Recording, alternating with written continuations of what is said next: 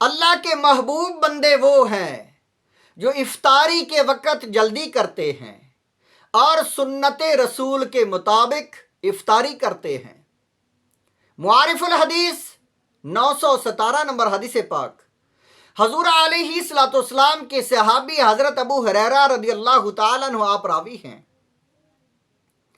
قال رسول اللہ صلی اللہ علیہ وآلہ وسلم، حضور علیہ الصلوۃ والسلام آپ نے فرمایا، قال اللہ عز وجل، فرمایا اللہ تعالیٰ کا فرمان ہے، اللہ تعالیٰ نے فرمایا، ان احب عبادی الی اعجلہم فطرا، فرمایا اللہ تعالیٰ یہ فرماتا ہے کہ بے شک اللہ تعالیٰ کے محبوب بندے، اللہ تعالیٰ کو پیارے جو لگتے ہیں، جن سے اللہ تعالیٰ کو محبت ہے، اللہ تعالیٰ جن سے محبت کرتا ہے، وہ لوگ ہیں جو افطاری کے وقت جلدی کرتے ہیں۔ جب افطاری کا ٹائم ہو جاتا ہے تو وہ جلدی سے روزہ افطار کرتے ہیں۔ حضور علیہ الصلوۃ والسلام بھی افطاری کے وقت جلدی کیا کرتے تھے۔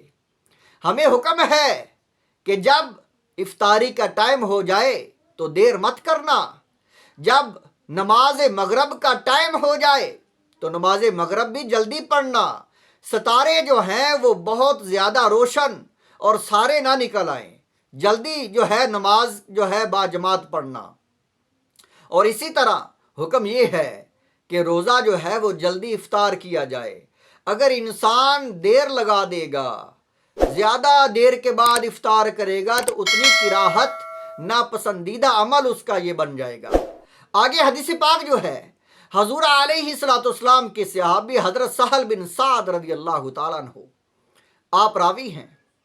قال رسول اللہ صلی اللہ علیہ وسلم، آپ نے فرمایا کہ حضور علیہ الصلوۃ والسلام آپ کا فرمان ہے، لا یزال الناس بخیر ما عجل الفطر، فرمایا میری امت اتنی دیر تک خیر و بھلائی، اتنی دیر تک میری امت جو ہے اچھے حال میں رہے گی، امت میری برکتیں حاصل کرے گی جتنی دیر تک وہ افطاری میں جلدی کیا کریں گے۔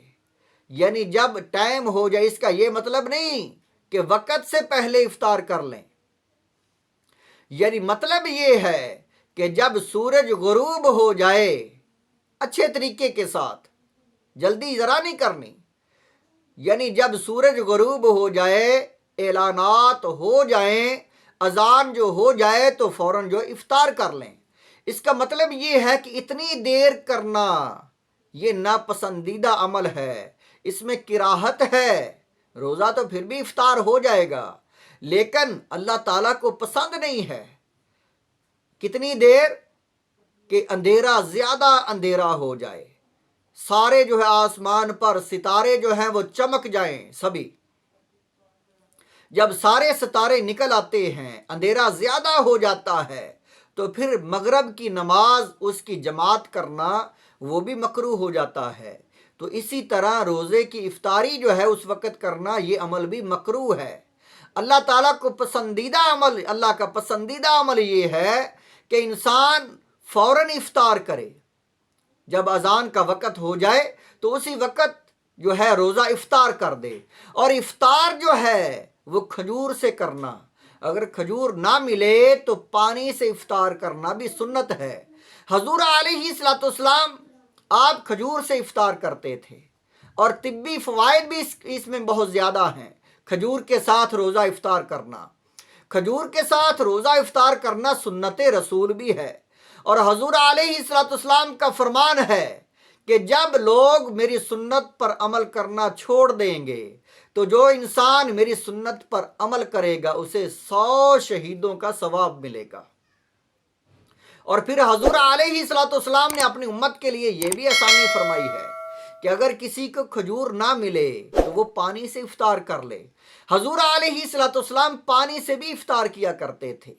پانی سے افطار کرنا بھی سنت رسول ہے، اور جو انسان اس نیت سے یہ عمل کرتا ہے کہ یہ تو ہمارے پیارے نبی کا طریقہ ہے، ہمارے پیارے حبیب، ہمارے پیارے رسول صلی اللہ علیہ وآلہ وسلم، آپ کا طریقہ کھجور کے ساتھ، یا نہیں ملی تو پانی کے ساتھ افطار کرنا، یہ آپ کا طریقہ ہے، تو اس کو اللہ تعالیٰ اس کے خلوص کی وجہ سے، حضور علیہ الصلوۃ والسلام آپ کا فرمان ہے ہر عمل کا ثواب 10 سے 700 گنا تک اس کا اجر، ہر عمل کا 10 سے 700 گنا تک اجر ملتا ہے۔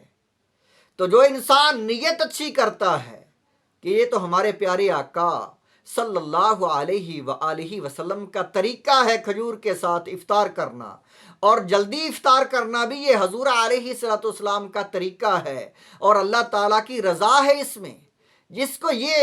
جس کے پاس یہ جو ہے علم ہو اور یہ نیت ہو تو پھر اس کا اجر سبحان اللہ، پھر 10 گنا اجر نہیں ملتا، پھر 700 گنا تک اجر ملتا ہے، اور روزے کا اجر تو بے حساب ہے۔